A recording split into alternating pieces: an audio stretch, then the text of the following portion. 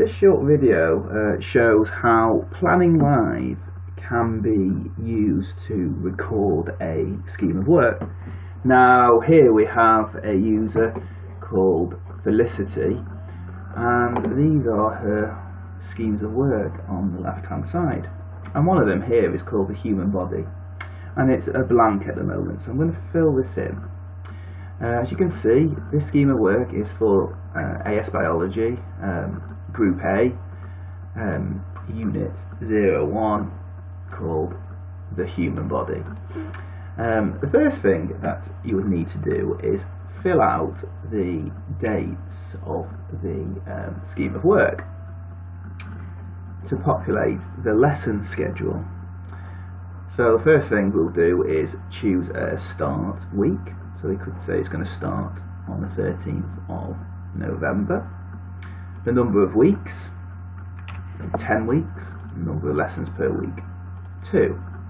And as we increase the number of lessons per week, we have the option of saying when these lessons are going to be taught.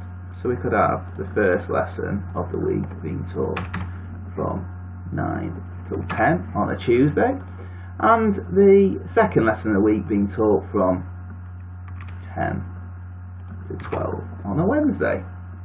If we save this, it will create 20 lessons for us to fill out, because it's 10 weeks and 2 lessons per week. So if we look at the scheme of work content tab, we'll see 20 lessons here, one for each week, where we can record detailed activities against each lesson. In this case, we have an activity and an assessment column. Going back to the Details tab, we can also fill out the holidays against the scheme of work. Colleges can configure a holiday pattern, which their college uses for teachers to add to their scheme of work. In this case, we have a 17/18 holiday pattern, which we can select and click Save. Teachers can also choose to add their own holidays into the scheme of work. If we go back to the Content tab now, you should see that it's added in holidays and shifted the lessons accordingly to these holidays now. So we have a Christmas holiday, and it's now shifted the scheme of work lesson number 11 to start on the 2nd of January. So here we can start adding in the activity. So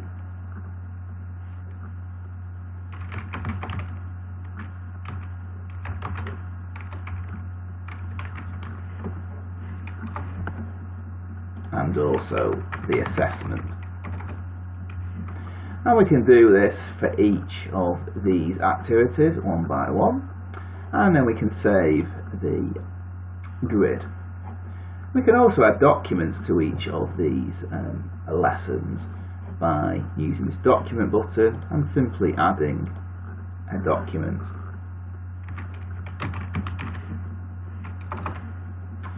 Which the user will find on their system. If we go back to the Details tab now, we'll have a look what else we can do.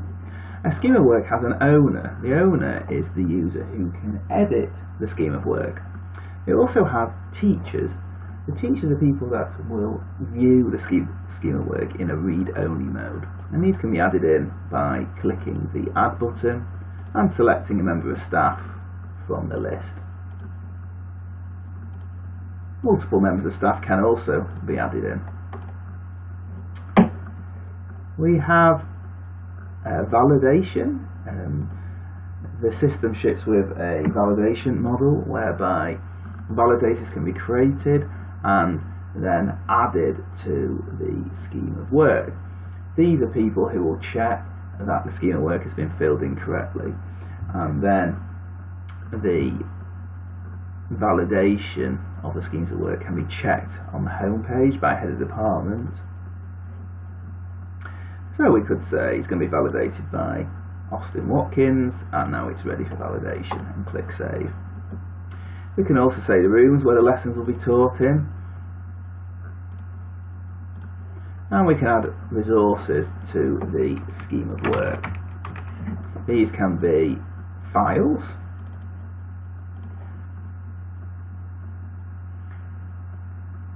or they can be simple hyperlinks to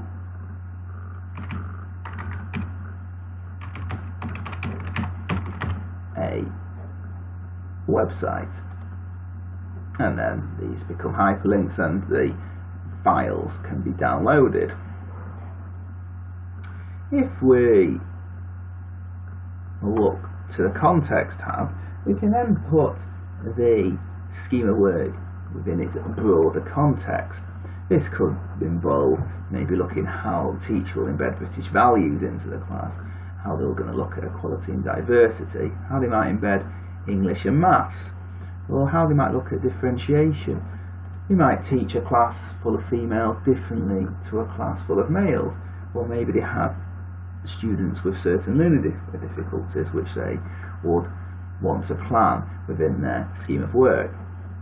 This is helped by the group profile, which will tell the teacher all the students in there, what their date of birth, ethnicity, any learning difficulties, and other custom information the college might want to see, and then an overview of each of the students in the group.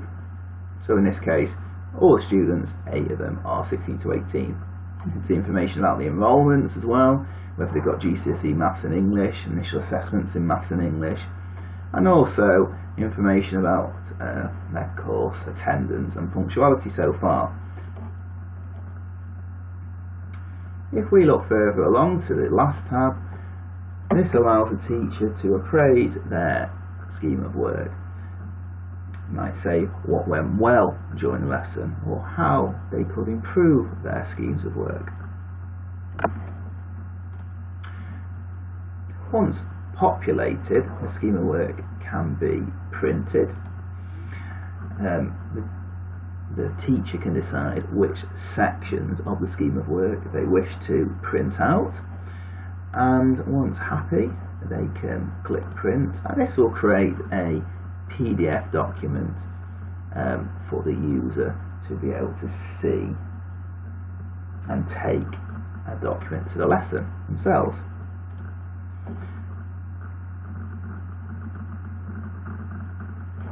And as you can see, it's all very neat in its formatting.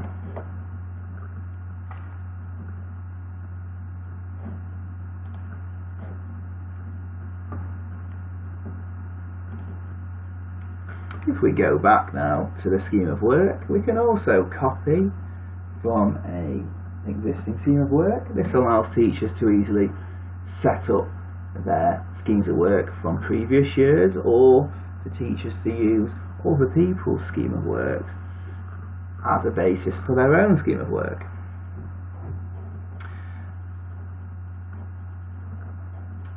The other thing to mention about schemes of work is that they're highly configurable by the college, and various aspects of them can be altered. For example, the tabs, and also on each tab the labels. So if I log in as an administrator,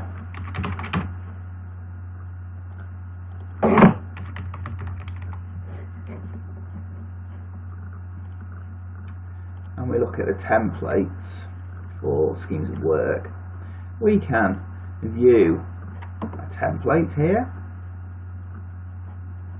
and we can decide for each of these tabs, we can edit what we call the tab, and we can also change the guide text for the tab to tell people how to fill out.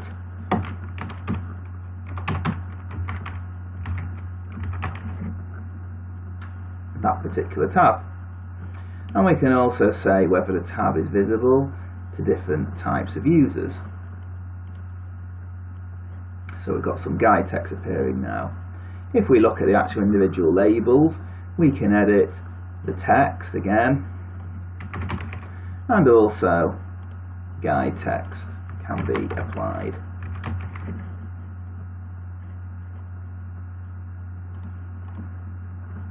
We can also change the input types. So instead of being a text area, we could have a rich text area where it can be formatted, and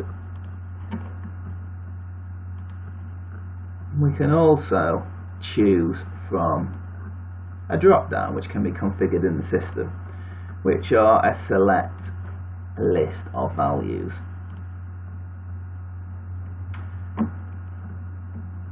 So if we log back in as Felicity now, you should be able to see the changes to the scheme of work. So now the contents tab has some guide text, we've changed the labels, we now have a rich text area here, so we can format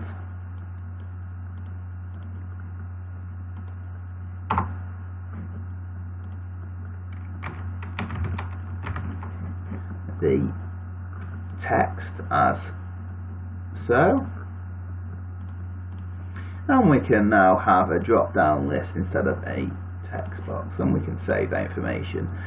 And multiple templates can be made in the system for different types of courses or for tutorials, and also heads of department can have their own templates. This concludes the short demonstration about how a scheme of work can be populated.